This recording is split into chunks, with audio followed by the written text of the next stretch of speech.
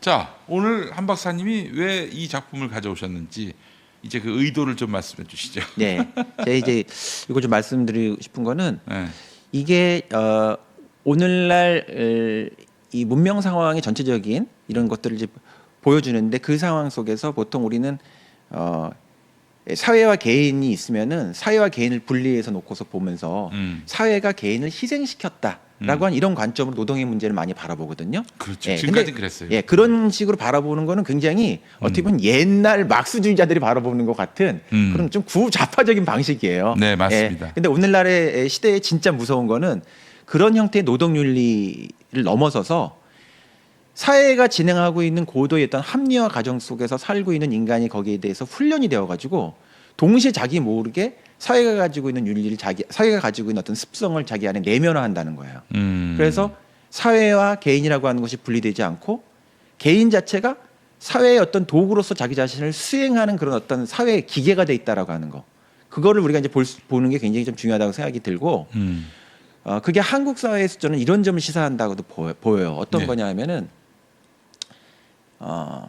예전에는 우리가 어떤 그 습성, 습관을 우리가 갖게 된다라고 하는 거, 그리고 습관이라고 하는 걸 좋은 습관을 훈련한다라고 하는 거는 더 좋은 삶을 우리가 살기 위한 하나의 과정으로서 그러니까 더 최종적인 목적은 좋은 삶에 있는 거예요. 좋은 삶을 우리가 훈련하기 위한 과정으로서 어떤 좋은 습관이라든가 습성 같은 것들을 내면하고 훈련하고 학교에서 그런 걸 배워왔는데 네. 이제는 좋은 삶이라고 하는 것이 과연 인간 사회에서 이제 가능한가라고 하는 좋은 삶에 대한 굉장한 회의를 많이 사람들이 갖는 거예요. 그러다 보니까 최종적인 목적이라고 하는 것은 됐어. 그건 되지도 않아. 그러니까 이 과정상의 이 수단 자체만 정당화되면 괜찮아.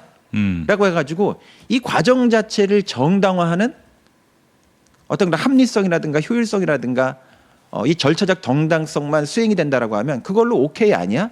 이런 생각을 이제 갖게 됨으로써 악이 가지고 있는 평범성을 수행할 수 있는 육체들이 훨씬 더 많이 되게 됐다는 거죠. 그게 우리 사회에서 저는 젊은 세대의 그 보수주의에 대한 얘기를 좀 많이 하는데 그거하고도 밀접한 연관이 있다고 봐요. 아, 이 젊은 층의 보수주의 예, 예. 갈수록 극우화돼 가고 있는 이 현상을 말씀하시려고 오늘 이 네. 작품을 가져오시군요. 예. 보통 젊은 세대의 그 보수화라고 하는 걸 지금 말씀했던 것처럼 극우나 이념으로 보통 얘기를 많이 하는데 그렇죠.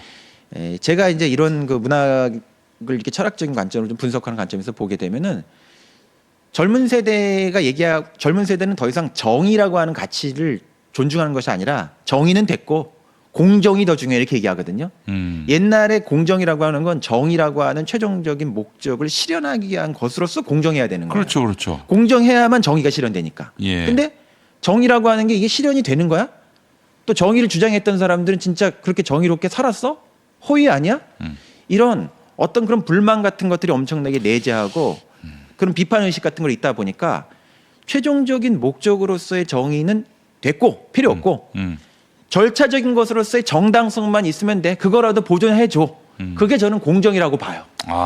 그래서 우리는 예전에 사회정책 같은 걸 만들 때 보면은 정의로운 어떤 삶이라든가 더 좋은 삶의 가치를 최종적인 목표로 내세웠기 때문에 그걸 이루는 어떤 그 수단이나 과정으로서 어떤 그 기울어진 운동장을 출발선상에서 좀 이렇게 보조하는 어떤 그런 장치를 하죠. 어떤 할당제라든가 어떤 사회적 약자를 이렇게 보호하는 정책이라든가 이런 것들을 하고 그걸 통해서 최종적인 정의 좋은 삶으로 가는 어떤 수단이나 과정으로 그런 걸 만들었단 말이에요. 근데 오늘날의 젊은 세대를 볼 때는 정의라고 하는 것들이 실현될 수 있는 가능성이 없고 그 정의를 얘기하는 사람들이 전부 다 사기친다. 그 세대가 그 세력들이 그 진영들이 이런 식의 불신을 갖다 보니까 최종적인 목적이 없이 절차라도 정당해야지. 무슨 할당제야. 뭘 약자를 보호해. 예. 이 절차적 합리성 자체를 지켜주는 것 자체 그게 그냥 훨씬 중요한 거야. 절차적 합리성이 정의의 자리를 대체했어요. 그게 바로 공정이란 이름이에요. 제가 볼 때는. 무서운 말입니다. 예, 그래서 저는 그 말씀을 좀 최종적으로 드리고 싶은 거예요. 그 틀을 만드는 것이 우리 사회의 기득권자들이고 자본가들인데 그들이 만든 틀을 만드는 과정에서의 불공정성, 불합리성만 없으면 그게 정의가 돼버리는. 네. 그러니까 태고도 당연히 정당화되는 슬픈 예. 상황입니다. 예. 근데 전에 같은 경우는 그걸 우리가 어떤 자본 계급이라든가 음. 이런 어떤 사회적 기득권 계층에 대해서 가지고 있는 어떤 표상이 굉장히 좀 뚜렷해서 네. 이런 어떤 좀 대립적 관계 속에서 뭐 사회적 투쟁을 해가지고 그 정의를 성취하는 그런 과정으로 생각을 했지만 이제는 그게 단순히 자본 계급의 문제가 아니라 훨씬 더 광범위한 방식으로 소위 그 좋은 삶 정의를 얘기했던 그 세대 또 오늘날 보면 어떻게 보면 한국에서 보면 어떤 이런 86세대 같은 사람 세대 그런 세대가 가지고 있는 위성 같은 거 이런 것들을 젊은 세대들이 보는 거예요. 그러니까 이건 무슨 자본 계급의 단순히 문제가 아니라 그냥 세대 전체에 대한 어떤 불신 나아가서 정의를 부르짖었던 그런 세대에 대한 허위에 대한 불만 의식 이런 것들이 가지고 있는 어떻게 보면 좀 퇴행이죠. 그런 퇴행에 의해 가지고 정의 없는 목적 없는 수단의 정당화, 절차적 정당성 자체를 그냥 목적으로 삼는 이런 일들이 발생하는 것이 오늘날 공정이라는 문제이기 때문에 이런 문제를 접근하는 것이 단순히 저는 이념의 문제를 가지고 이런 거를 생각을 하게 되면은 이 젊은 세대의 보수주의를 우리가 좀 교정하거나 좀 이렇게 좀 수정해서 좀 이렇게 진전시키는데 좀 어려움이 있을 거라고 봐요. 저는 그런 구좌파스러운 캠페인 중에 페미니즘도 있다고 생각합니다. 네. 이게 도저히 납득이 안 돼요. 너무 공정성과는 담을 쌓아버린 그들의 주장, 논리 그렇잖아요. 뭐 이 땅의 남자들은 남자로 태어났기 때문에 언제든 성범죄 가해자가 될 가능성이 있기 때문에 본인이 그런 성범죄 가해자가 아님을 성실하게 입증해야 한다. 왜요? 왜 그래야죠? 이런 완전히 불공정의 극치를 이루고 있는 그런 일들인데 뭐 막연히 우리 저 청년들에게 낭만이 사라졌다, 인간성이 사라졌다 이렇게 얘기하기 전에 네. 우리 안에 이 불합리부터 한번 좀 따져볼 필요는 있을 것 같아요. 예, 그 모순이 좀 있는 거죠. 예. 그래서 참 여러 가지로 곱씹어 보게 되는데 그럼 어떻게 해야 합니까? 우리 사회가 그 방향대로 갈 수는 없는 거 아니겠습니까? 그 방향대로 갈 수 없죠. 예.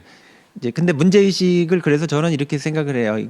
이게 오늘 말씀드린 거는 단순히 자본 노동의 어떤 뭐 정리해고의 그런 문제가 아니라 이런 합리화라고 하는 사회적 어떤 과정, 이 시대가 가지고 있는 문명이 가지고 있는 어떤 뭐 망떨리때라고 할까 이 감수성 같은 것들이 우리를 네. 내면화시키는 문제이기 때문에 네. 이 문제가 단순히 뭘 투쟁해 가지고 뭐 쟁취하고 모해서 될 수 있는 그런 권리 이런 문제가 아니고 이런 그 절차적 합리성 자체를 그 자체를 목적으로 삼는 이런 식의 내면화, 사회적 합리화라고 하는 것이 어디서 이게 훈련됐겠습니까? 사실 학교에서 훈련하는 거거든요. 네. 예, 그래서 미셸 푸코 같은 사람은 이 감시와 처벌 같은 책에서 공장이나 군대와 똑같은 것이 학교라고 얘기를 해요. 예, 학교를 통해 가지고 또 감옥하고도 예, 감옥하고 이게 미셸 쿠퍼의 그게 맞습니다. 예. 예. 다 얘기 동일한 아니겠습니까? 형태의 이 신체를 훈련시키는 예. 그런 과정이고 구조라고 생각을 하기 때문에 예.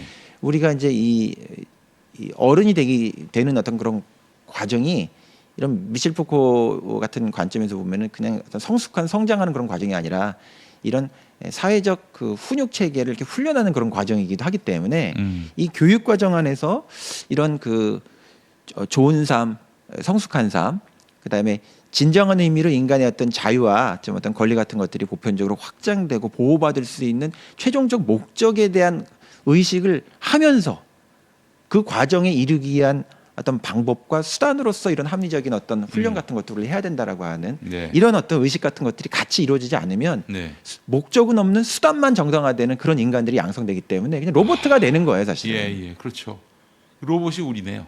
로봇이 우리고 저 앞전에 오늘 저 대법관 이런 거 말씀하셨지만 네. 그런 사람들이 그렇게 되는 거예요. 그 사람들이 최종적인 사회의 정의라든가 좋은 삶에 대한 목적은 상실된 채 법전 안에 있는 것에 대한 논리적 정당성만 따지는 최종적 목적 없는 수단적 절차성 합리성만 따지기 때문에 그런 식의 판결이 막 나오고 하는 거거든요. 맥락을 따지지 예, 않는 기계적 법치주의. 예, 그 법이라고 하는 것이 최종적으로 뭘 위해서 그게 만들어진 거예요. 예. 근데 그런 질문 없이 그냥 그 안에서 뭐 이게 되냐 안 되냐 이런 걸 따지면서 국민이 전체적으로 볼 때는 당연히 기소돼야 되고 구속돼야 되는 사람을 그냥 풀어준다든가 이런 일들 지금 있고 막 이렇지 않습니까? 네, 맞습니다. 와, 무서운 얘기네요. 예, 지금 여기서 보는 그 주인공 있잖아요. 네. 해고당했지만 자기가 누군가를 살해하는 사람 그런 사람들이 오늘날 한국의 이런 입시 엘리트들 공직을 차지하고 있는 그런 사람들이에요. 교육이 바뀌어야 된다라고 예. 늘 파시즘이 내면화되어 있는 사람들이거든요. 그렇지. 예. 합리주의를 가장한 파시즘. 예. 어떻게 합리주의하고 파시즘이 동전의 양면이 될 수 있는가? 그 통찰을 오늘 말씀해 주셨습니다. 아니 그런 의미에서 보자면은 지난 정부 때 문재인 정부 때 우리는 무엇을 놓쳤는가 또 돌아보지 않을 수가 없습니다. 네. 문재인 정부가 그런 시대를 막을 수 있을 만한 정치적 기반이나 환경은 만들어 놓았는데 아무것도 하지 못했던 거 아니겠습니까? 네. 좀 실질적인 진전을 시키지 못했던 것 같아요. 네. 네. 특히 지금 말씀드렸던 저 같은 사람도 교육 문제에 관심이 많은 사람이니까 교육이 정말 그런 시대에 좀 더 성숙한 그런 인간을 만드는데도 사실 한 걸음 진전을 못 시켰고, 네. 뭐 여러 가지 아쉬운 점이 참 많죠. 이 드라마, 이 영화, 이 소설에서 말하는 바 거의 뭐 작가의 나이를 보면은 거의 고전에 네, 해당할 텐데 그렇습니다. 절대 고전 같지 않은 네. 아주 대단히 모더니티한 그렇죠. 대단히 현대적인 고전. 네. 네. 한번 좀 제가 그 드라마를 아직 못 봤는데 네. 보고 또 한번 다시 한번 통찰할 계기를 마련해 보도록 하겠습니다. 아 그래요. 좀 조이대가 그렇게 해서 나온 사람이고 조이대 닮은 법관들도 많아요. 특히 젊은 법관들. 굉장히 많이 닮지 않았습니까? 예. 그 길을 보여줬어요. 예. 우리 사회가 엘리트는 옳다. 엘리트는 하나의 그 우리 사회 질서를 만드는 주체다. 이런 사고에서 빨리 벗어나야 할 것 같습니다. 그 질서가 무엇을 위한 질서인가에 대한 질문이 없는 질서를 좀 하고 있죠. 네. 사람을 죽여도 된다. 뭐 직업적으로 죽여도 된다. 예. 절차적인 정당성만 갖추어지면. 절차적 정당성. 그 네. 누가 만드는지에 대해서는 우리 사회는 관심을 갖지 않아요. 네. 다 가진 자들이 만드는 거 아니겠습니까?